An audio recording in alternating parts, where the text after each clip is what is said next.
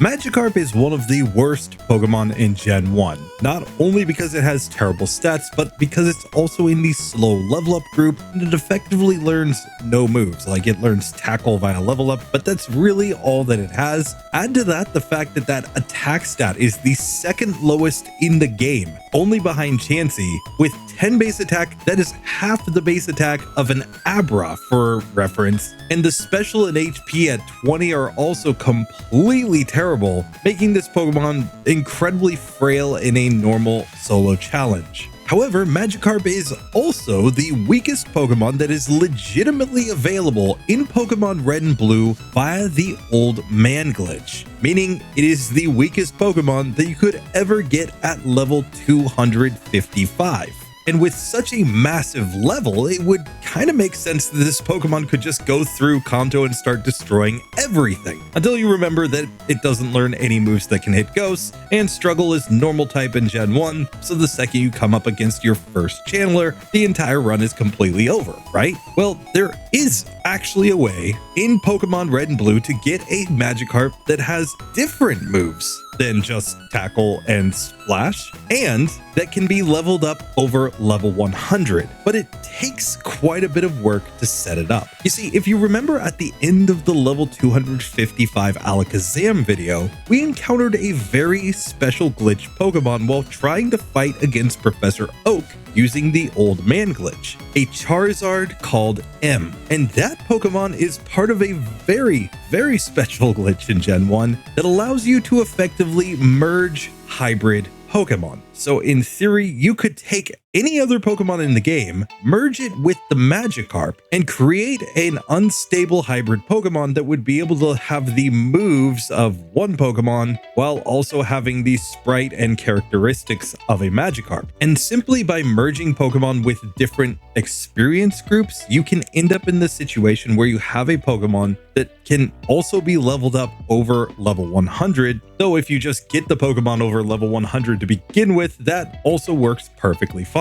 So in theory, you could technically get a Magikarp with any moveset that you wanted it to have. But that raises the question, at level 255, with the second lowest attack stat in the game, would it be possible to beat the entire game with a Magikarp running some of the weakest moves in the game? Well, I think I found the perfect Pokemon to allow us to check this out. Because if we were to create a hybrid between a Magikarp and a Tantacruel, we could, in theory, end up with a Magikarp that knew the moves Poison Sting and Constrict, effectively the two weakest moves in the game. Poison Sting because it is resisted by tons of opponents as we go through this challenge, including Brock in the very first gym, and Constrict being the actual weakest move in the entire game in terms of base power. So at level 255 with the weakest possible Pokemon, would it be possible to beat the entire game of Pokemon Red and Blue with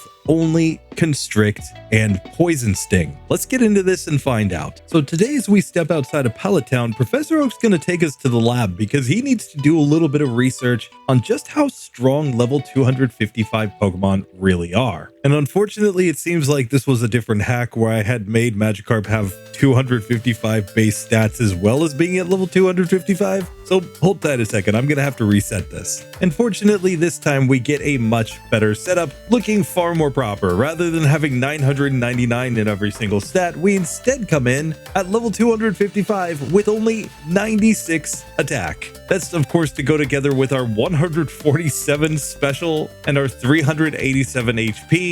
Our defense isn't bad at 351, and 453 speed means we're going to outspeed everything for the entire run, but that attack stat is lower than a lot of Pokemon would have at the end of the game, meaning I don't expect our moves to do very much damage. What's up guys, Tail from the future here, and just a quick correction on this one. I had intended to do this run with max DVs, but it turned out that my max DVs did not actually come in, so this Magikarp has random DVs. That means it only has an 8 DV in attack, so it could actually be quite a bit stronger than this, but I'm going to run with this one for now. And as we can see, we are starting the game with the moveset of Poison Sting and Constrict. And these are the only two moves we're going to be able to use in this entire challenge. So is being level 255 going to be enough to actually make Magikarp a god tier Pokemon? Or is it going to get completely crushed by the competition? Let's start off with the Rival 1 fight and find out. Now, obviously, this should be a super easy one. We can just go for like Poison Sting or anything. It's going to be a one-hit KO because there's no way that he can actually survive there. But now we have to make our way to Brock, where we have one move that's 15 base power and is 4 times resisted by his Pokemon. And we have another move that is 10 base power and is at least 2 times resisted by his Pokemon. So while I do think we're going to get through this fight pretty easily, especially given the fact that we have massive amounts of HP, I'm not really sure how it's going to work out. If we try to go Poison Sting there, will we actually be able to one-hit KO his Pokemon? Or could this be a situation where it doesn't work out because of the 4 times resistance? I'm actually interested to test this out and just see how quickly we can find a situation where a level 255 Pokemon fails to one-hit KO an opponent just because it's running the weakest possible moves. And my favorite thing about doing runs like this, honestly, is that I always have in my held section of comments on YouTube Studio just a ton of angry messages about why are you doing this? This is the most pointless run ever. Who would watch this? We're doing this for science, guys, for science. So we're just going to quickly beat up this single bug catcher in Viridian Forest and now make our way to Brocky Boy. And let's find out if he happens to be the first trainer in the game that can actually stand up to a hit from a level 255 Pokemon.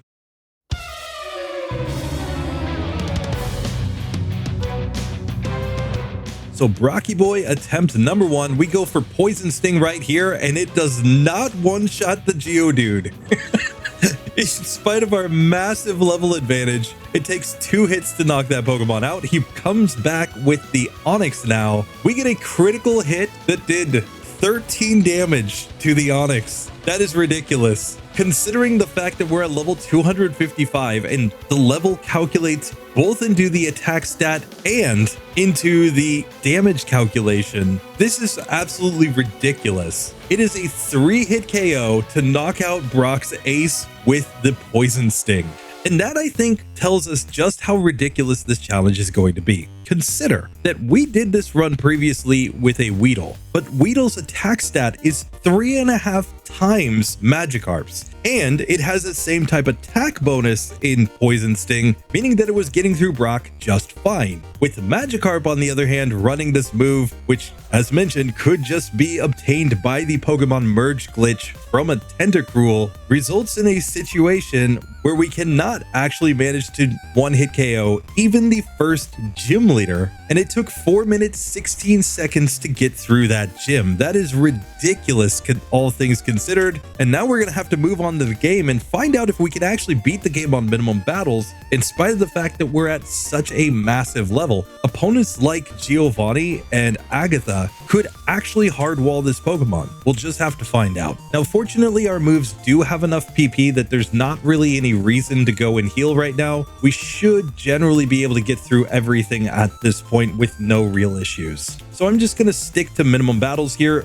XP is turned off anyway, because normally if you gain any XP whatsoever, it would level your Pokemon back down to level 100. And we want to test what would happen if we have a level 255 Magikarp with these moves for the entire run. It's also worth noting, this is one run where we do not want rare candies. We would prefer to simply throw them on the ground, because when you use a rare candy on a level 255 Pokemon, it has the effect of leveling the Pokemon down to level 0. That's certainly not what we have in mind, so we're going to avoid that item at all costs. Though who knows, we may just have to come back with it later for some shenanigans. But for now, we can make our way through Mount Moon with our Magikarp, which should have no issues here against any of these trainers, since even if they resist our moves, they're just not strong enough defensively to actually survive. Brock has the advantage of having Pokemon with massive base defense and a 4 times resistance to Poison Sting, which is why he could survive there. So here, as we come to the Super Nerd instead, we can go Poison Sting, and we're going to get one-hit KOs on these Pokemon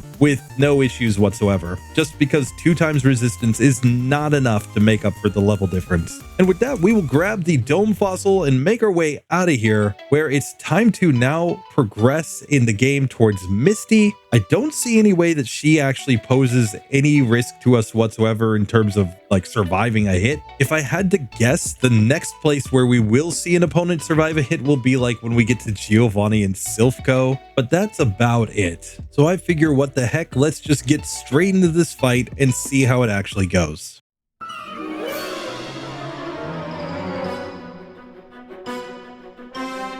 So against Misty, the weakest move we can use is technically Constrict, so let's just see what it does. It one-shots the Staryu with a crit. Now Starmie comes out, and it actually survives against the Constrict. So yet again, we find that Misty has a Pokemon that can survive if we don't go for our strongest move. Obviously, Poison Sting being 1.5 times the strength of Constrict would one-shot here, but that's still kind of ridiculous. It takes 2 hits to knock out Misty, 9 minutes 47 seconds to get through the first 2 gyms with a level 255 Pokemon. That is, quite frankly, not what I expected coming into this one. I expected to one-shot everything until at least the late game. Turns out that is not going to be the case. Now against the rival, I'm just going to go all in on the Poison Sting though, since it is our stronger move, and we will be able to one-hit KO everything as long as we use that. Still, this has me wondering, with the Rock Tunnel Hiker, we're not going to one-shot his Pokemon with anything, so he might be able to self-destruct and do massive damage to this Magikarp, given that we don't have great defense by any means. I mean, it is 350, but still, this is basically as low as you would get with a level 255 Pokemon, so yeah, this could be bad.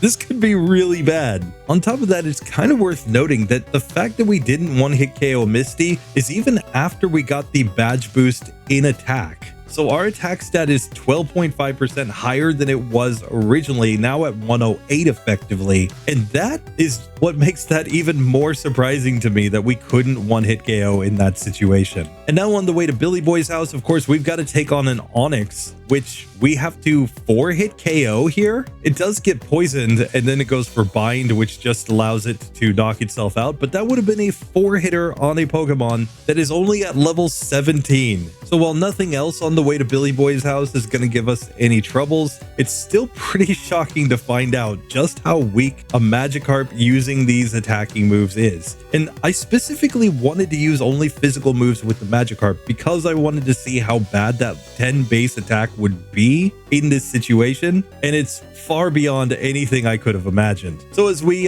come and show our Magikarp to Billy Boy, he's gonna run away into the closet in order to do a little bit more research on this, and he's gonna come out and tell us if you just gave this Pokemon Bubble, it would be completely destroying everything, and he's gonna tell us to go down to the SSN to learn a little bit more about Bubbles. But if we really wanted to learn about Bubbles, there's a nice little bubble Pokemon he's been looking at on the internet. Anyway, with that, we are ready to move on down south, and let's just see how this goes against Rival 3 and Lieutenant Surge. And as usual, there's not really any point to do anything except just go straight to Rival 3 because we're not going to gain any XP here anyway. So let's just see how this fight goes. Rival 3 attempt number 1, he leads off with Pidgeotto. We can just go Constrict in one shot. Constrict destroys the Raticate. Constrict completely wrecks Kadabra. And now the Charmeleon even goes down to a 10 base power move. So that's perfectly fine. That's what I expected. The rival getting completely dunked on for the fact that he's always trying to like stunt on us about, you know, getting an actual starter Pokemon when his grandpa just gave us a Magikarp. But at this point, it is looking like the God Carp, at least relative to the rival. But now it's time to go dig through the trash for a minute so that we can take on a trash man and see just how much his Pokemon like it when they're up against a Magikarp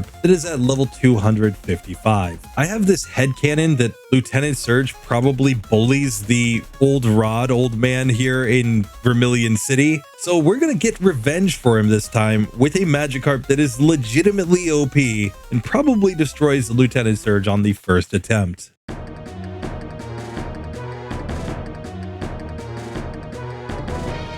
So Surgy Boy, attempt number 1. Let's go for Constrict on Voltorb, and that is a one-hit KO. Now we go Constrict on Pikachu, that also wrecks it. And now Raichu, let's try Constrict. It does not get the one-hitter, it's yet again a two-hit KO.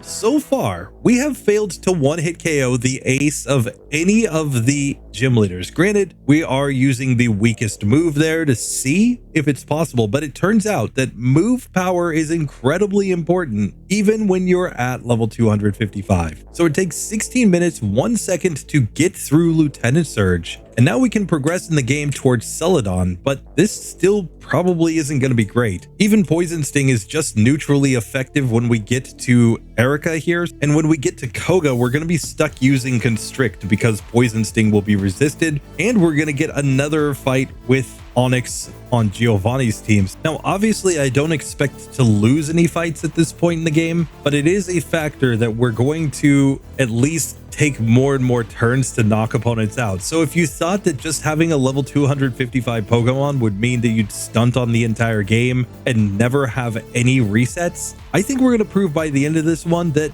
unless you have good moves to go with it, that's probably not actually the case. So now after Lieutenant Surge, we get a beat up on a bunch of really weak Pokemon, but what I'm looking forward to is the Rock Tunnel Hiker. He could be the situation where we just absolutely find ourselves facing a wall, but we didn't even knock out this Cubone with Constrict. I actually even tried to use the stronger move and it still did not one-shot that Pokemon. So we're reaching a point in the game where we can no longer one-hit KO even randos out on the overworld. Now, it is important to note that if I used up all of the PP in my moves, then I could get to Struggle, which would be a massive improvement on the moves that I'm using. In fact, that's what I did when I did a level 255 Weedle run before, but I'm intentionally going to avoid that in this one. I want to see if we can actually beat the game with just these weak moves and not without going for the Struggle strats, which would be way too OP. So here we make it to the Rock Tunnel Hiker. Our best play is to go Constrict, and just Constrict, which is technically the stronger move here, looks to be a 3-hit KO on the Geodude. Still, that's about the best that we've gotten. We love when they self-destruct because that really didn't do that much damage. Now we get to the Graveler, it goes Defense Curl, and then it goes self-destruct, allowing us to get the win, and now we can progress through this section. Still, I'm not going to allow myself to use Struggle here though, so I'm actually going to recover some PP just so that I can get through this section and make sure that I get outside without using Struggle strats at any point. And now as we reach Celadon, I think we just go straight to Erika here and let's just test her out since she's going to have a super effective typing against us. And if we don't want to hit KO her Pokemon, she could even put us to sleep and deal massive damage. So I'm not sure how this is actually going to go.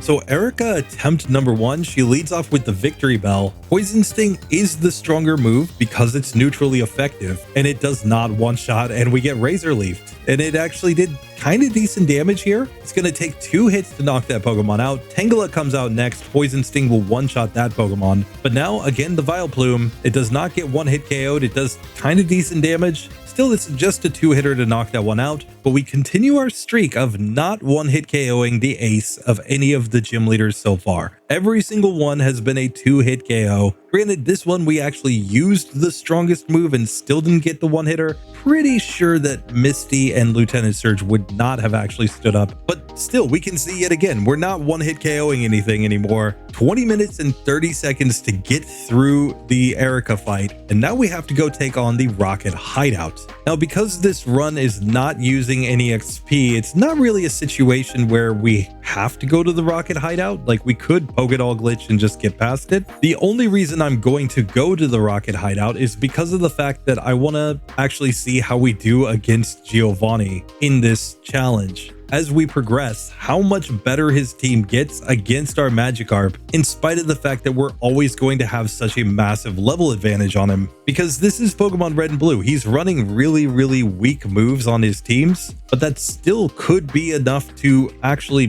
pose some difficulty to us if we get like poisoned or something. I'm honestly not sure. Now, of course, nothing here in the Rocket Hideout is going to really affect anything at all here. They're all super weak trainers, but still, we may not one-hit KO everything, including this coughing right here. So there could still be some challenges left for us here because I'm generally avoiding going to the Pokemon Center as much as possible. And at some point, that could turn out to be a mistake. And after beating all the rando rockets down here, it's time to take on Giovanni himself. And this could be a tough fight because of his 2 rock-type Pokemon. Of course, he leads off with the Onix. We're going to go Constrict here, and that did laughably little damage with a critical hit. 9 damage there. Now, I've heard that over level 100, critical hits actually glitch out, so they actually do less damage than a normal hit. Still, that is ridiculous that we're doing so little damage with a move. Yes, it's resisted, but still,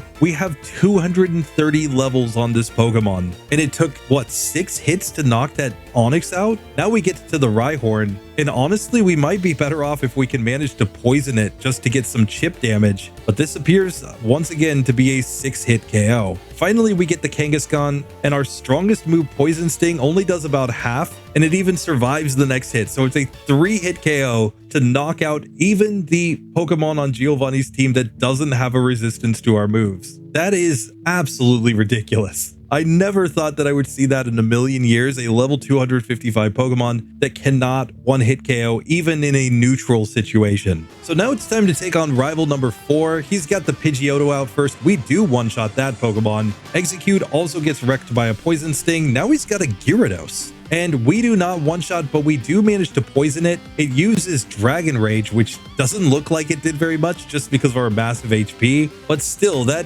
was not a great situation. Kadabra does go down in one hit though, and against the Charmeleon, Poison Sting is enough for the one-hitter as well. So we get through the rival perfectly fine. Like, that's not an issue. It's just the fact that we're finding more and more situations just like that, where I guess any Pokemon with decent stats now is just going to survive against our hits. But what about Ghastly? Ghastly has insanely low defense, but it can't even be affected by Constrict. So we have to go for the 4 times resisted Poison Sting here, and this is a 2-hit KO on a Ghastly. That does not bode well at all for Agatha at the end of the game. Like, we might legitimately not be able to beat Agatha. Like, look at these Ghastlys getting us all the way down to low health. That is possibly foreshadowing for what will be a terrible fight near the end of the game. But now, before we fight against Ghosty Mama, you're going to notice that I have a kind of rare item for my runs, a Pokédoll. Not because I want to execute the Pokédoll glitch to skip a bunch of trainers,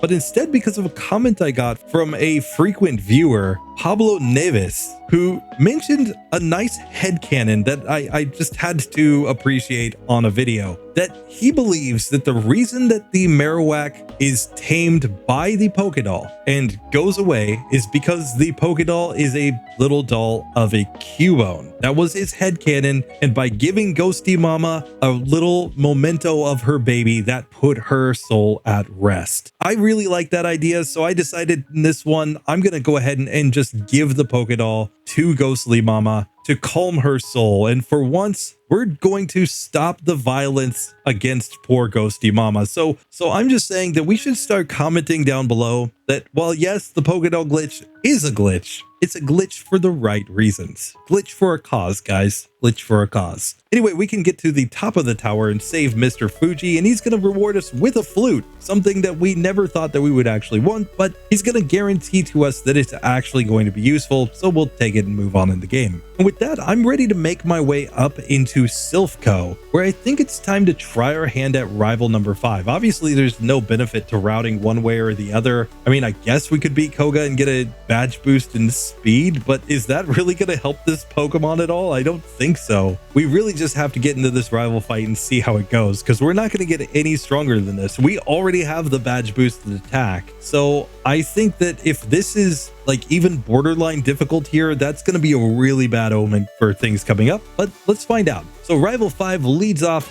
with the Pidgeot, of course. I'm going to go Poison Sting as he quick attacks. This is going to be a 3-hit KO on this Pokemon. We do poison it, but that doesn't really matter. Out next comes the Execute, which we can go Poison Sting and not quite one-shot, and it manages to get Leech Seed on me. Leech Seed is terrible because Leech Seed deals damage based on your total HP. So he's going to actually heal a lot off of the Leech Seed here. adding tons of turns to this battle. Now we do manage to poison Gyarados, but it still takes 3 turns to knock that one out. We one-shot Alakazam, fortunately, but now against Charizard, we Poison Sting, we did about half, but then it healed about a quarter back with the Leech Seed. It goes Slash, and this is looking like it might be a 5-hitter. We do manage to knock that Pokemon out, but that was not pretty. Leech Seed at the end of the game could be really terrible, which is why we're really lucky this is Pokemon Red and Blue, and the Champion's Exeggutor will not know that move. So now we can progress in the game at only about half health as we get to this Cubone that's going to survive 3 hits against us. Drowsy even survives a Poison Sting at this point, and now the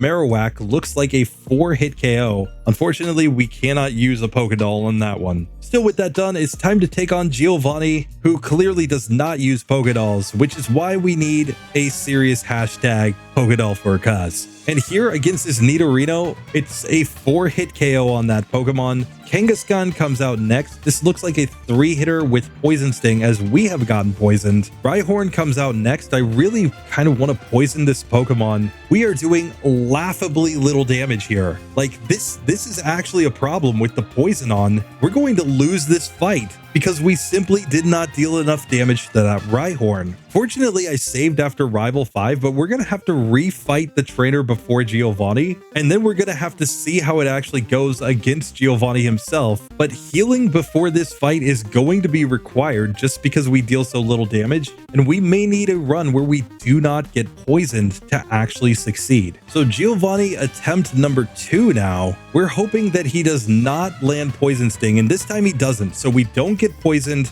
We can still 3-hit KO the Kangaskhan, and now against the Rhyhorn, we kind of want to poison it just to deal some chip damage. We do manage to get the poison here, and now Constrict is the stronger move, but still really not doing a lot of damage as we're taking a bunch of Tail Whips here. Still, I don't think it's going to be enough to allow him to deal that much damage to us as we get to the Nidoqueen. He Guard Specs turn 1. Now he Body Slams, but that did not do nearly enough, and it turns out to be a 5-hit KO here with Constrict, though we do manage to beat Giovanni on the second attempt. So really, things like Poison or Leech Seed could be the biggest factors in us losing a fight here. We're probably good to go as long as we don't get any statuses like that, though Sleep against Agatha later on could be a major issue as well. And as we get to more and more high defense Pokemon, our ranges are only going to get worse and worse. So I think I'm going to have to use PP ups in my moves by the end of the game in order to actually have enough PP to get through everything. We'll just have to see. But for now, we have made it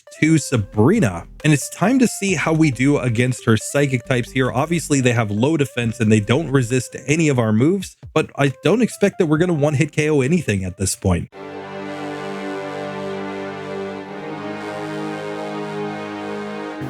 So Sabrina attempt number 1. Let's go Poison Sting on Kadabra. We do 1-hit KO there. We get a 2-hit range on Mr. Mime as it goes for Confusion, but it did get poisoned as well. Now, obviously, Venomoth, being a Steel-type Pokemon, cannot be affected by Poison Sting, so we're going to have to go for Constrict here. And this appears to be a 3 or 4-hit KO as we get paralyzed. That brings out the final Alakazam. It goes Psybeam and does really good damage. Now we do manage to poison it with a Poison Sting, but we're going to have to land one more hit to knock that one out. It took 2 of our Poison Stings with the poison to get it to go. 38 minutes, 58 seconds to beat Sabrina, still on minimum battles. We actually only have 1 reset here. 2 of the resets were just from me setting up at the start of the run, so don't worry about those. In fact, I'm just going to knock those off for now so that we have a proper score here, but we can see that as good as our Super Saiyajin God Carp is, it is not good enough to get through the game with no resets. But now we have no choice. We have to go down south to Koga, where a move like Toxic could be really bad for this Pokemon, because Toxic will not care that we're at level 255 or that we have 387 HP. It will just build up damage based on percentages until we go down. So we're really going to have to hope to not get that move in this run. Now on my way down, I will pick up a Max Elixir and a PP up, which I will throw into one of my moves here, just yet again to have a little more damage dealing PP as I get towards the late game, since we are not allowed to use Struggle in this. But with that done, I think it's time to just make our way into the gym. We're going to fight the required trainers and make our way to Koga.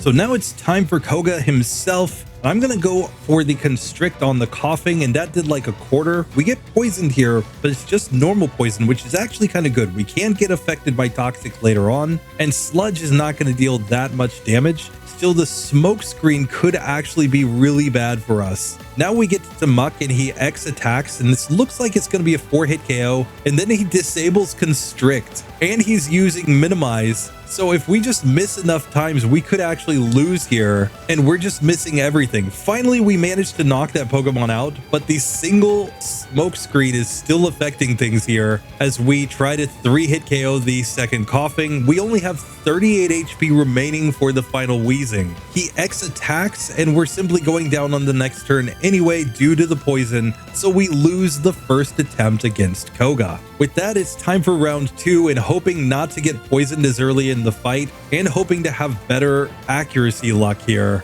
Instead, he goes for a bunch of smoke screens, and that could be a major issue. We get poisoned this time by the Muck instead, and then it disables our Constrict. Still, we managed to get through eventually, only to get another smoke screen from the next coughing, and we're still disabled. So we can only use Poison Sting here, even though it's the weaker move. And now we're all the way down to -6 accuracy, and we're simply not getting through this one because we cannot hit a single move. We go down this time on the second coughing instead. So Koga turns out to be like the first real wall in this challenge. He's the first trainer that we cannot reliably beat within like a couple of attempts. Everything up to this point we would have been able to beat if I had just been trying hard enough, but not this one. This one is a whole different level. Still, we've managed to make it to the second coughing with no smoke screen, so that was our first smoke screen in this one. It uses smoke screen twice though, but we're on green health going to the final wheezing, and self-destruct does laughably little damage. So we actually managed to win on the third attempt, 44 minutes 32 seconds to beat Koga.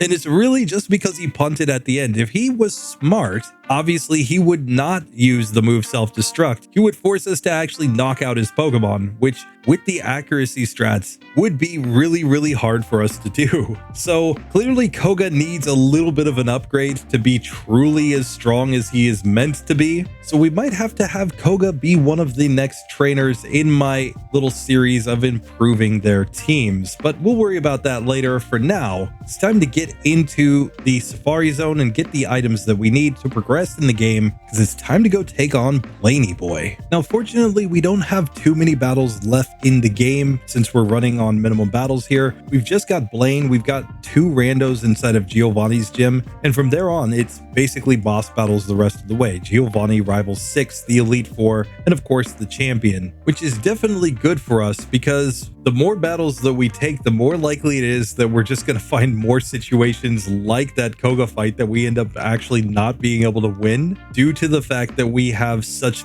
pitiful stats, even at level 255. And it's worth noting, I've done lots of Magikarp runs here. We've beaten the game at level 100 with a Magikarp when it had all of its legit moves from the history of the franchise. We made Godkarp, a Magikarp with overpowered moves that was able to beat the entire game on minimum battles with 0 DVs, mind you. So this is kind of the culmination of everything, other than maybe that Magikarp that I kind of teased at the beginning that has perfect stats and level 255. We'll have to see how that one goes. It's also worth noting that if we had Tombstoner, this would be an insanely easy run, as we saw previously with the Marowak, but today we're just gonna have to try to beat Blaine with these 2 moves. Let's see how it goes.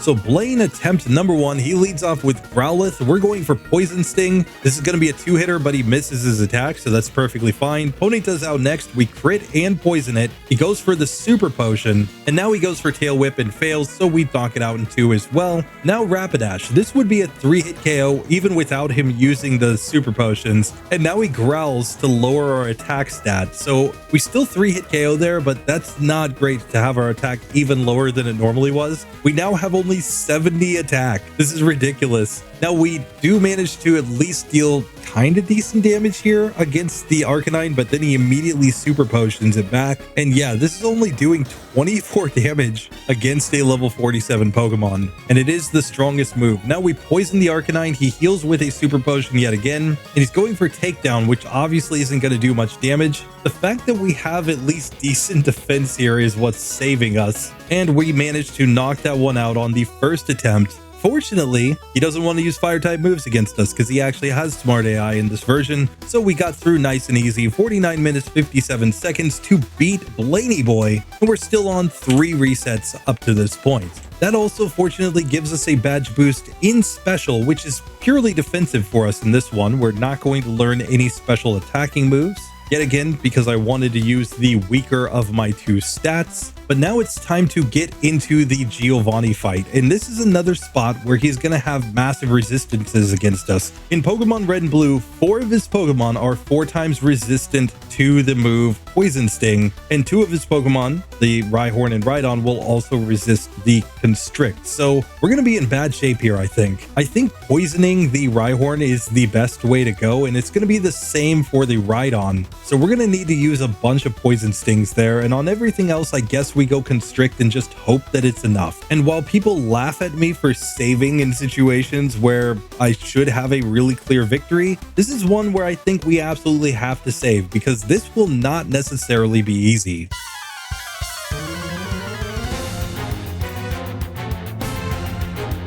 Giovanni attempt number 1. We're going Poison Sting on the Rhyhorn, hoping to get the poison on it. He is giving us Tail Whip, which is a badge boost in our attack while he is lowering our defense at the same time. We just can't seem to get any poison on this Pokemon. Still, we are going to take it down after a small eternity, bringing out the Dugtrio. We'll go Constrict, which did over half, and knocks it out in 2 hits after he just goes for a Guard Spec. Nidoqueen, we also need to go for Constrict. This looks like it might be a 4-hit or 5-hit KO. He goes for Tail Whip here, which is perfectly fine. That's just more badge boosts than attack. Now the Nidoking, we're going to go for the same. This looks like a 3-hitter on this one as he goes Thrash, but it didn't do that much. Finally, we get to the Rhydon, where we need the poison. We get the poison on the first turn. Stomp still does some pretty decent damage, so we're going to have to hope that this is enough. But because Fissure and Horn Drill cannot affect us because we have higher speed, this should be a victory at this point with the poison on that Rhydon. And just like that, we do manage to beat Giovanni on the first attempt. 53 minutes, 27 seconds to get to this point. Certainly not a speed run. Certainly there are a lot of spots where I think this could be much faster if you had literally any move other than the moves that we're running. But it is nice to see that with only 3 resets, we did manage to beat all 8 Kanto gyms. It's on to the league as soon as we manage to get through Rival 6. Let's see how this one goes though. The rival, of course, leads off with his Pidgeot. We're going to go for Poison Sting. It looks like a 4-hitter as he gets poisoned, and even with the poison, it's still going to take 4 hits to knock that one out. Now the Rhyhorn, yet again, we're going for the poison strats here because that is the best that we can get. Once we get it poisoned, I'll switch into Constrict just to deal slightly more damage, but the poison is doing just as much as any of our moves here. The Rhydon on the champions team could be a problem if it actually had decent moves. Still, with that Pokemon going down, we can get to Execute, which is going to be a 2-hitter, but he goes for a potion. That's going to save us from Leech Seed on this one, which is a massive benefit. Now Gyarados, it's going Dragon Rage, and it looks like it's a 4-hitter as we poison it. So fortunately, our evolved form was not a problem. His Alakazam only takes about half from Poison Sting, so we have to knock it out in 2 hits though. Charizard comes out finally and uses Rage. Good job. Pokemon Red and Blue, clearly the best game with the best AI movesets, allowing us to get a very easy victory against the rival. Still, we know that everything up to this point is basically the easy part of the game, especially in Pokemon Red and Blue. When you're playing Pokemon Yellow, you actually have a lot more issue with trainers like Blaine and Giovanni because they're actually packing some decent movesets, and the rival is at least generally using better Pokemon and better moves as well. But from here, I mean, the league is basically the same in every version except for the champion at the end. And of course, Lance has much worse moves here, though if he starts going barrier with that Dragonite, that could waste enough turns that we actually take some decent damage there. We'll just have to see how that actually works out. But now what I'm really worried about is that as we get into the league, Lorelai's team is incredibly bulky. Bruno has 2 Pokemon that resist all of our moves. Like, for once, his 2 Onix might actually make sense to help him wall against the level 255 Magikarp that is for some reason running Poison Sting and Constrict. Half of Agatha's team can only be hit by Poison Sting, which is 4 times resisted. Lance at least deals decent damage when he attacks. I'm just not sure how this is going to go. Still, I'm just going to buy a few full restores just in case, and let's get into the league and find out.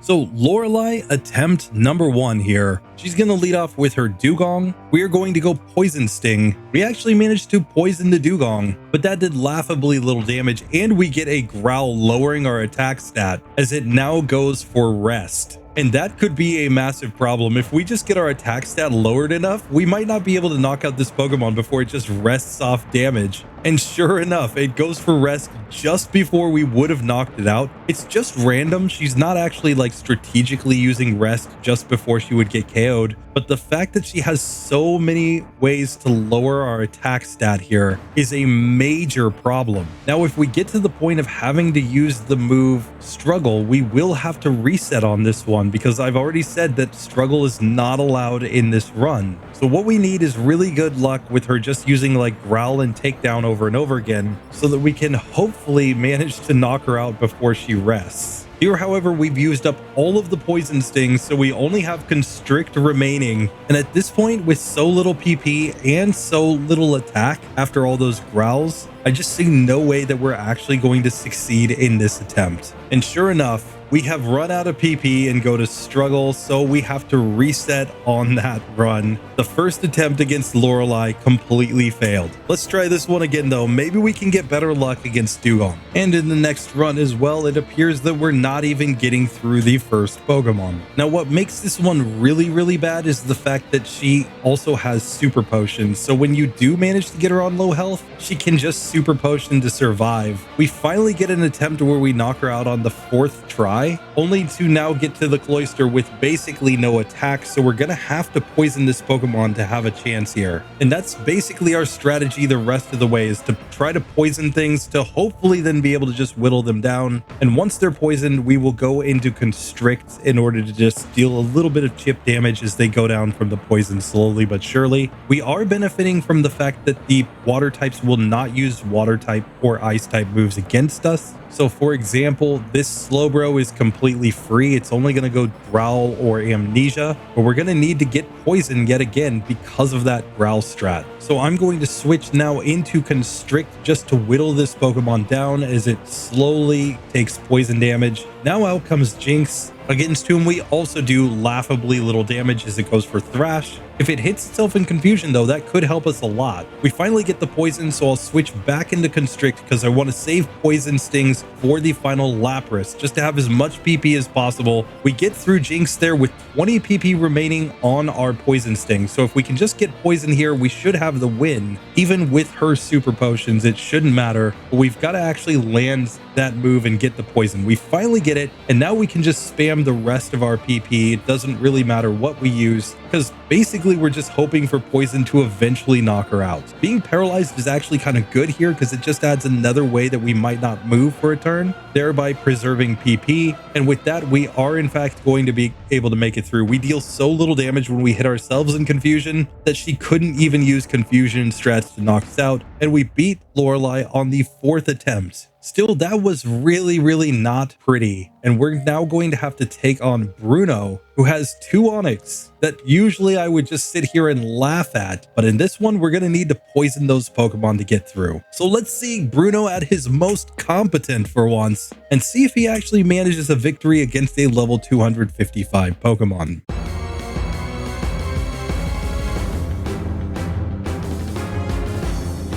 So Bruno, attempt number 1, he leads off with the Onix, of course. I'm going Poison Sting, trying to get the poison. I finally get it as he goes X defend. That's perfectly fine. I'm just going to stick with Poison Sting here because I think I want to save Constrict for later on. But now he's going for Rage, which is kind of terrible. We kind of wish that we were still paralyzed so that we wouldn't build his Rage up. Still, he's not going to do nearly enough damage to actually put us at any risk, so we will win this attempt. Now, against the Hitmonchan, it does know the move counter, so we would prefer not to use Constrict since it could counter that move. So we'll go Poison Sting instead. This looks like a 5-hit KO. Really not too bad to get through that one. Hitmonlee's out next. We're going to stick with the Poison Sting as he X defends here, but it's just a 4-hitter to take that one down. Now we once again have to poison the second Onix on his team, and this is like the most tedious fight I think I've ever been in. Just waiting for this Onix to eventually go down from the poisons. All the while it is dealing more and more damage with the Rage, but it's not going to be enough. We're going to knock this Pokemon out nice and easy because Bruno doesn't have healing items. And that brings out the final Machamp, whose only damage dealing move that can actually affect us is of course Submission. So we're just going to poison it on the first turn, and technically Poison Sting is our strongest move here. It's going to be a 5-hit KO, but he just X defends and never really does any damage. So we beat Bruno on the first attempt. Turns out that even when you're struggling against a lot of other opponents, Bruno is still Bruno. But now right here, I need to recover all the PP that I can as I come into the Agatha fight, because we can only affect her 3 ghosts with Poison Sting, and we're gonna have to use Constrict on everything else just to conserve PP,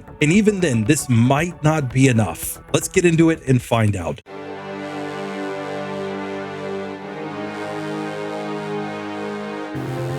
So Agatha, attempt number 1, she leads off with Gengar. We go Poison Sting, and that did like nothing. 9 damage with that hit. And of course, she can do things like Hypnosis and Dream Eater, which actually does decent damage here. Nightshade also does pretty good damage here. This one might actually be completely impossible. It might actually be impossible to defeat Agatha here. This is like a level 100 Weedle at this point. Now, she does swap to the Golbat, which will at least allow us to use Constrict on it, but we knock ourselves out as soon as we get confused. So clearly we're going to need better luck than that if we're going to get through this one. And the fact is that Dream Eater is doing really good damage because of our low HP. So we're all the way down to 3 HP here on the second attempt as we just get wrecked by the Gengar. Now, when she swaps to the Golbat, we can pretty reasonably defeat that Pokemon. But against the Gengar, we really don't want to be put to sleep and hit by Dream Eater, and we really don't like Nightshade either. And when she swaps to Haunter, it's going to be more of the same. So yet again, while this one's probably theoretically possible, it's definitely not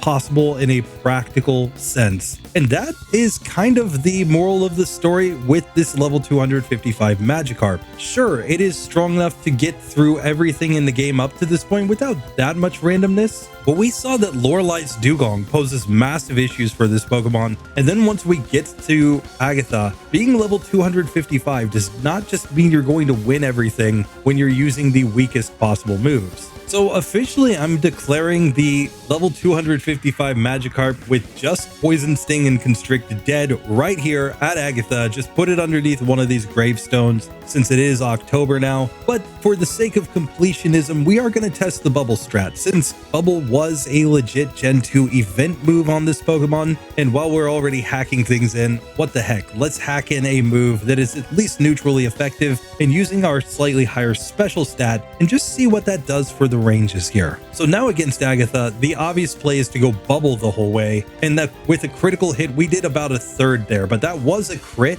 Still, we managed to get another nice hit there, and as I mentioned, over level 128, I believe, it's when crits actually start to get weaker. So we managed to 3-hit KO that Pokemon. Bubble is obviously the best play on Golbat. It's going to be a 2-hitter on that Pokemon. Haunter comes out and gets 2-hit KO'd. Arbok, we're sticking with the Bubble. It's by far and away our best move, knocking that one out nice and easy. And now the final Gengar is a 3-hitter, and it never really stood a chance. Like, yes, she can Super Potion, she can Nightshade, but we win on the first attempt. So that is how big of a difference Poison Sting versus Bubble makes there. Of course, Bubble is a same type move, so we get the stab bonus in it as well, but it's just a massively stronger move overall. Like, it's already compared to Poison Sting, 5 base power higher, but it's also using our special stat, which is like a 1.5 times higher than our attack stat. So when you add on stab, it's just several times stronger than what we were dealing with the Poison Sting there. So Teo again from the future here with our max DV's Magikarp. We're going to test Agatha now that we have a significantly higher attack stat. With 132 attack on this Magikarp after the badge boost, that bumps up to 148 attack. So about a 40% increase in our attack stat compared to the Magikarp that I ran in the original run.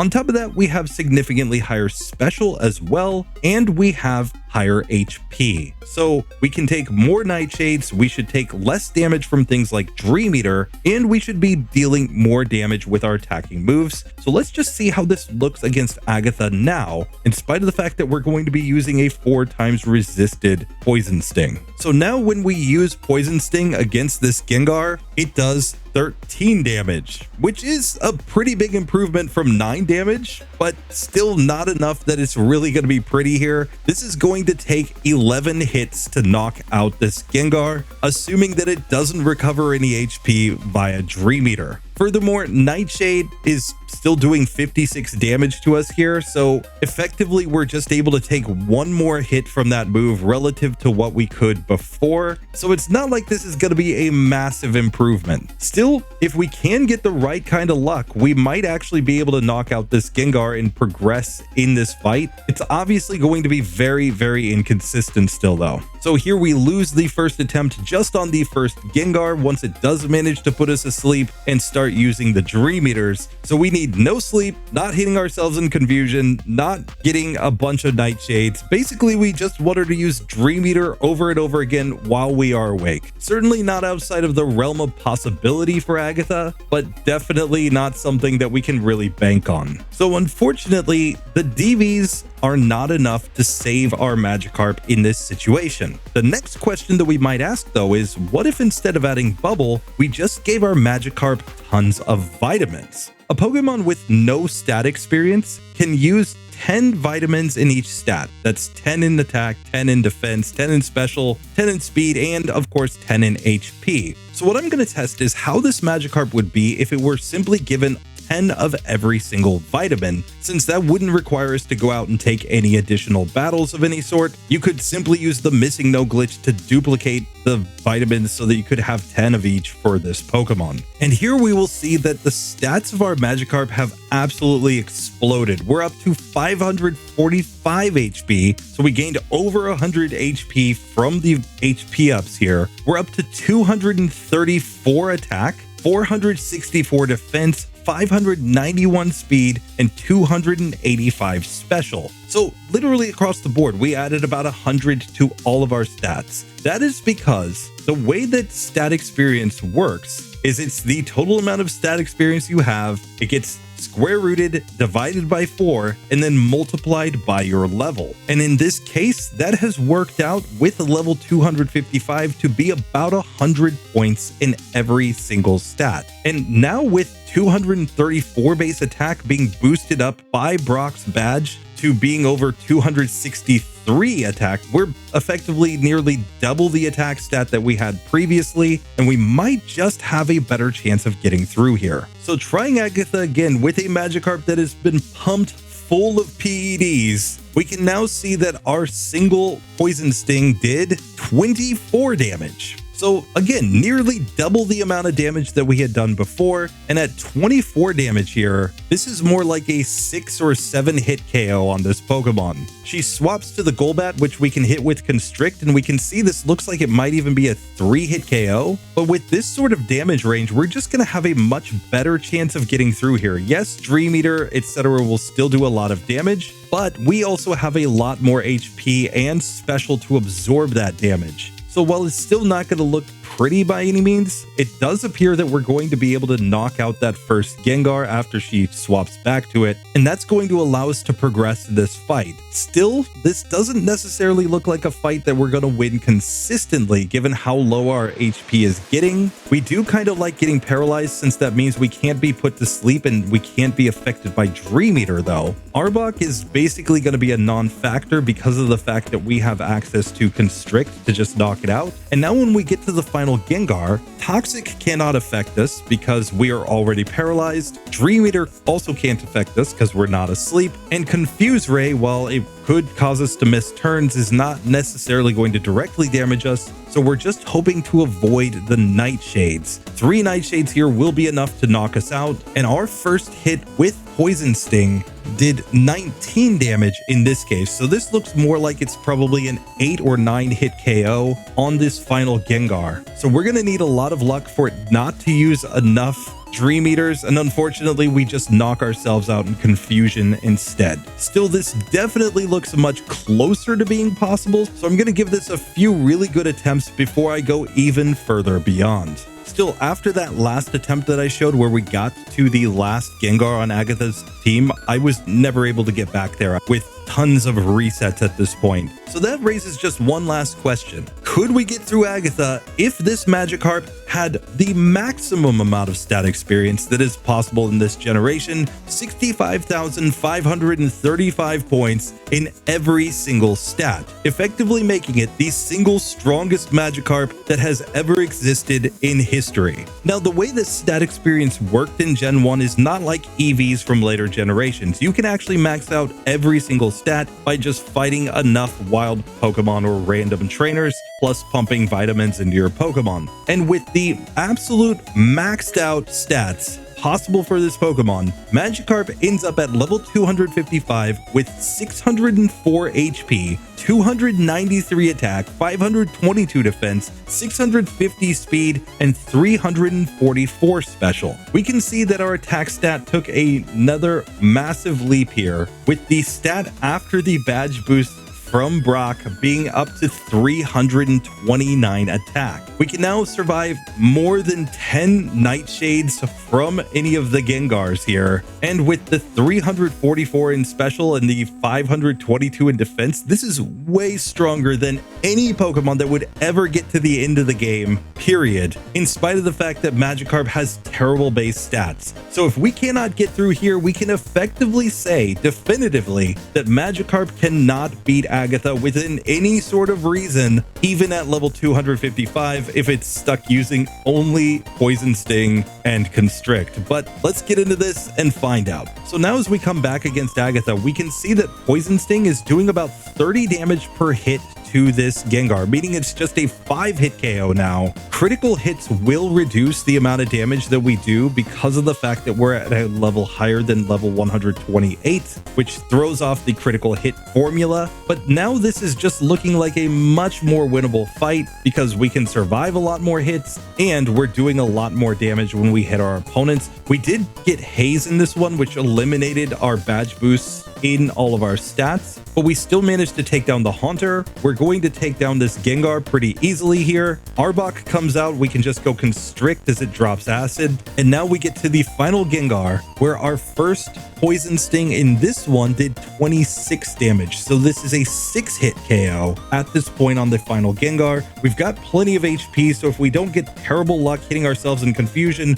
or Toxic here, we should be able to win, but unfortunately we went down on that one. Now it's worth noting that this is still not going to be consistent by any means because it all depends on luck, like whether or not we get Haze, whether or not we hit ourselves in Confusion a bunch of times, whether or not we get put to sleep for 5,000 turns, whether we get critical hits that result in us doing less damage or not. So there are a lot of factors at play here, but we are getting through the team more reliably than we were before. Still, this is definitely a situation where we would like to have a status like paralysis when we go to the final Gengar so that it can't use Toxic on us, because that's one of the moves that is having a major impact on our Magikarp. Here on our 4th attempt with these settings though, we have managed to make it to the final Gengar with decent-ish health. We're not hit by Toxic, and we finally managed to win against Agatha. But in order to do that, we had to not only have a level 255 Magikarp, but we also had to give it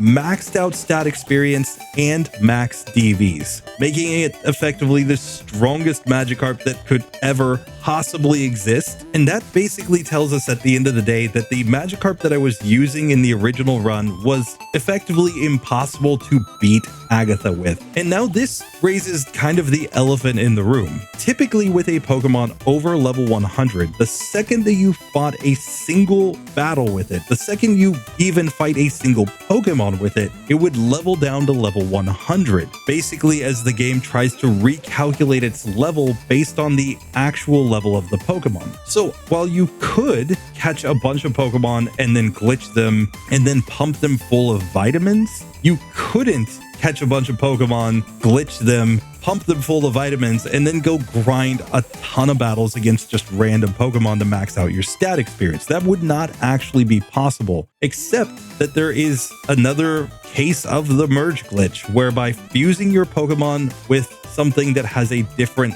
level up group, you can, in fact, result in the case where they can be leveled up over level 100 without the game freaking out, because it will actually think they have a different level up group. Still, that is the only way that you could actually get this to work, and it would require even more glitching of the Gen 1 games than what the premise of this video originally was. So just literally take that with like a pound of salt, because it's not actually going to work out in practice. In practice, even with max DVs at level 255 with the vitamins, you're not winning this fight. But with that, we're now ready to make it to Lance, and I'm going to go back to not using bubble here. I want to see, without the bubble strats, can we manage to get through this fight? Let's see how it actually goes.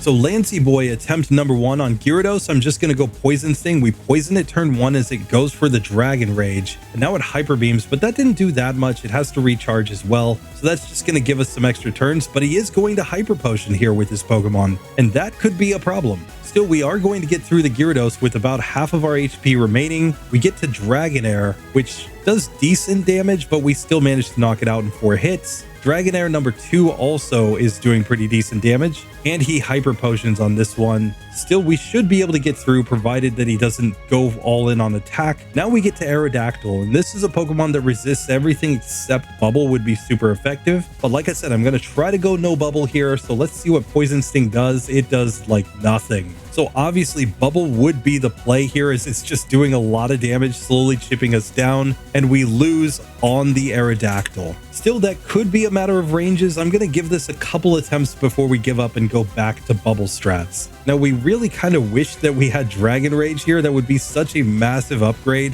Unfortunately, this Magikarp never went to university, which is just a clear reminder to stay in school, kids. As we're getting through the Dragonairs again in this one, we're once again getting on very low HP because we just can't deal much damage. I think we might even lose to a Dragonair here. We have 2 HP as we go to the Aerodactyl, and unless it goes supersonic a bunch of times, we're going to lose right here. Sure enough, we do. So it's pretty clear this is another spot where we simply cannot progress without insane luck. This time we get a couple Leers, which is actually good from the Gyarados because those are badge boosts in attack, making our Poison Stings quite a bit stronger. So now we managed to 3-hit a Dragonair after getting it poisoned, and we're getting to the Aerodactyl still on green health. So let's see how this goes when we actually have some HP here. We survive the Hyper Beam. It has to recharge for a turn. Now it confuses us, but it is poisoned, taking chip damage here. Of course, he has to Hyper Potion, but we managed to snap out of confusion without hitting ourselves, so we've still got decent HP here. He confuses us again, but it looks like we are going to get through the Aerodactyl at least. That brings out the final Dragonite, which of course knows Slam and Hyper Beam as damage dealing moves, but Barrier and Agility are 2 moves that will not affect us. Still, the Hyper Beam did massive damage as we do finally poison this Pokemon, and it just slams us down. So I'm pretty convinced at this point that we're simply not winning this fight as we are, at least not without tons and tons of resets. Still, I think for the first 3 Pokemon, the only strategy is just to go all in on the Poison Stings, and then we have to go Bubble on the Aerodactyl in order to make that a better range. And then we just have to hope to have enough HP and get the right moves from Dragonite in order to win. So let's just see what Bubble would do on the Aerodactyl. It's a 1-hit KO, at least with a crit, allowing us to get back to the Dragonite with decent HP. We managed to poison it again here. He Hyper Potions again. Now he's Barriering. Please use Barrier and Agility. That's all we want to see. He slams there. And if he just uses one more damage dealing move, we will lose. Sure enough, he's down on low health, but we lost to this attempt. So even when we're allowing bubble strats, it's not like this becomes a consistent fight by any means. We'd really love to get a bunch of Leers from this first Gyarados in the sense that it would help us with badge boosts, but at the same time, it's making us much weaker against Lance's moves. So it's kind of a double-edged sword there. We're once again on very low health as we get to Aerodactyl and 1-hit KO it with Bubble, only to get wrecked by the Hyper Beam from the Dragonite. A couple attempts later, we are back to Dragonite on about half health, and we poison it turn 1. We tank the Hyper Beam, and we've at least got some chip damage coming in here, but yet again, we really needed to go for a lot of agilities or barriers, and this time, fortunately, he doesn't go for a Hyper Potion. It's not guaranteed that he goes for it. I believe it's like a 1 in 4 or 1 in 2 chance every time that he's in red health. I'd have to double check the actual odds of him using that item, but it's not guaranteed. So one more check-in from Teo from the future here to talk about Lancey Boy. Of course, we found that we needed Bubble in order to beat him with our level 255 Magikarp with its random DVs. But now let's see how we would do here with our Magikarp that has max DVs and maxed out stat experience. Is it now possible to actually beat Lance without Bubble? The Gyarados, we can see we did nearly half damage to it just with a single Poison Sting in this one, and after it goes Hyper Beam, we simply knock it out in a couple hits. And because that first Pokemon is a 2-hitter, the Dragonairs are also at worst 2-hitters as well, allowing us to get an easy victory on both of them as we get to Aerodactyl on pretty darn close to full health. Now, I will try to poison this Pokemon, but we can see the critical hit here did massive damage. 44 damage there against this Pokemon, which would already be enough to get like a 4-hit KO. It Hyper Beams, which is basically a non-factor. We finally do manage to poison it, and it's just going to go down with a couple more hits. Like, even after he uses the Hyper Potion, it doesn't matter. We just knock it out in 3 hits from full health. That brings us to the final Dragonite, which just uses agility here, but even its Hyper Beam does basically nothing, so it's a 3-hit KO, and we easily win there against Lancey Boy. However, that was with maxed out stat experience. What if we take away the stat experience and just try Lance with a level 255 Magikarp with max DVs? After we drop all of our stats pretty darn significantly here, we only have 132 attack. So it might be a case where if I had just done max DVs without stat experience, because we never level up to get the stat experience to actually calculate into our stats, this is a much more realistic scenario. Let's see how this goes against Lance now. So with only max DVs, we can see that it looks like Gyarados is more like a 6-hit KO here. We managed to get the poison on the first turn. It does 30 damage with its Hyper Beam, and of course it does have to recharge for a turn as it goes now for Dragon Rage. We still get to knock it out, but definitely on much lower health than before. The Dragonair also appears to be a 3-hitter as it goes for the Hyper Beam and Slam on us. The second Dragonair is also going down. We still have 290 HP as we get to the Aerodactyl, but now we only did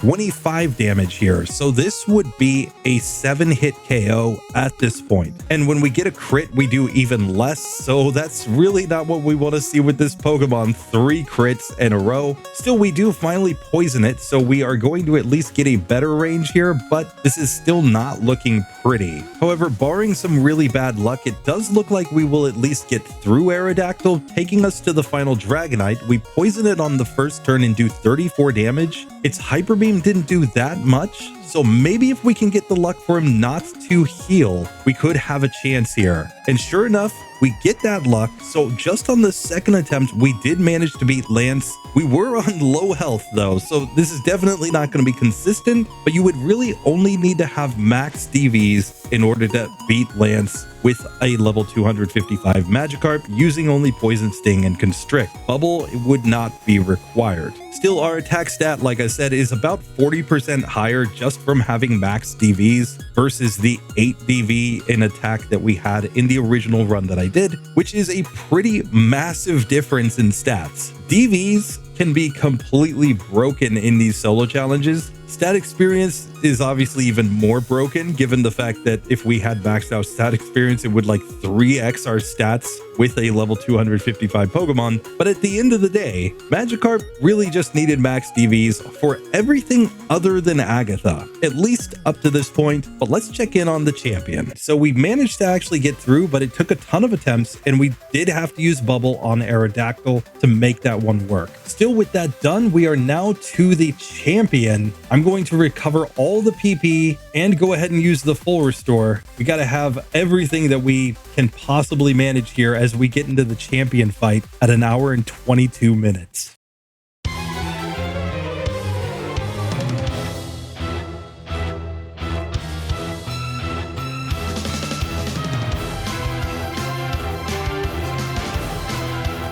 So just like that, it's time for the champion. He leads off with this Pidgeot. I'm going to try going for Poison Sting and Constrict again just because I want to see, as he's just going for Whirlwind against us. Now he finally goes for Sky Attack and does meh damage. Nothing to write home about as we easily win against that first Pokemon. Alakazam comes out next and has low defense. Still, Psybeam does a lot, but this looks like it's going to be a 3-hit KO. He reflected, but he still went down from the poison damage. Now, against Rhydon, we have no choice. We have to poison this Pokemon if we're going to get through without Bubble. Obviously, Bubble would just wreck this Pokemon, though. Still, we're going to try to avoid that strategy as much as possible because I really want to see if we can get through with the weakest moves here. And once it's poisoned, we can go for Constrict, and we're just hoping he doesn't full restore. It's not super likely that he full restores, but he does sometimes. We managed to get through that one, though. That brings out Exeggutor, which is taking really good damage from the Poison Sting. It's a 3-hitter as he just goes Barrage.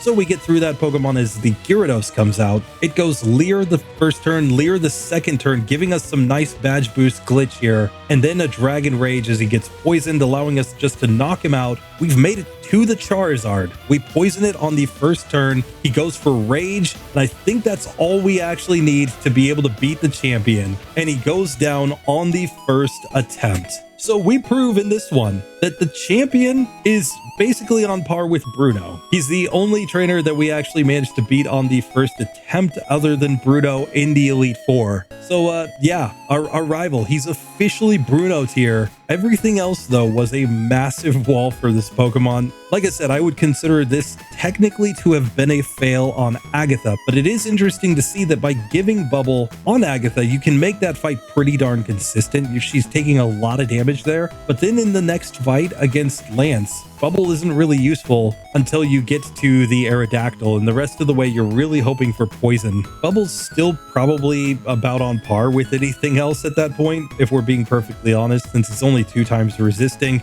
and we have a higher special stat, but it's still not going to be pretty to get through that. You really want the poison if you can get it. Still, at the end of the day, we managed to beat the game with a level 255 Magikarp. It was not pretty to do it. It took 16 resets in the end, obviously with no optional battles and no TMs, but that still was pretty darn inconsistent at the end. If I had just gone all in on resets against Agatha and Lance, we could have literally hundreds. Like, the Agatha fight looked on par with like trying to beat her with a level 100 Weedle, which is something that you would never want to do. But now as we reach the end and the rival claims to have never made any mistakes raising his Pokemon, while he doesn't even look at us at this point, he's like looking away. Clearly he doesn't want to see the glory of our Super Saiyajin God Carp. His grandpa's gonna come in and just tell him how bad he is to have lost to this Pokemon when it only has 108 attack at the end of the game. Like, it's not a powerhouse by any means in spite of that level. Still, we have managed to beat the entire game with this Pokemon. Now, for me, at the end of the day, the real story of this one is just the fact that we did not have a single gym leader in the entire run that we were able to just one-hit KO all of their Pokemon. Granted, some cases we were going for bad strategy, but I mean, even on Brock, if we had gone Constrict, we weren't going to one-hit KO his Pokemon. So it's pretty clear just how bad the attack stat on this Magikarp is and how little its level actually affected things at the end of the day. Still, we managed to beat the entire game in 6 hours and 9 minutes of game time, which is pretty nice. But with that, I appreciate you guys for hanging out with me. Thank you so much to all the channel members who support and everybody who watches. You guys are helping me get closer to my long-term goal of being a full-time PokeTuber. We're much closer than many of you probably think. But for today, that's all I've got for you. I will see you in the next one. Later.